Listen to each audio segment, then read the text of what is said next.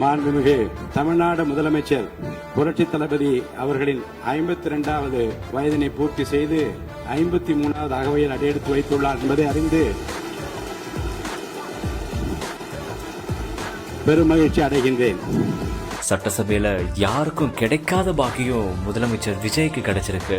மொத்த சட்டசபையும் விஜய்க்கு பிறந்தநாள் வாழ்த்து கூறின நிகழ்ச்சிகரமான சம்பவம். தமிழக அரசியலின் மறுமலர்ச்சி நாயகராக, சொல் வீரர்களுக்கு மத்தியில் செயல் வீரராக, திரைத்துறை மற்றும் அரசியல் துறை என இரண்டிலும் மக்களின் நம்பிக்கை நட்சத்திரமாக, நிமிர்ந்த நன்னடை,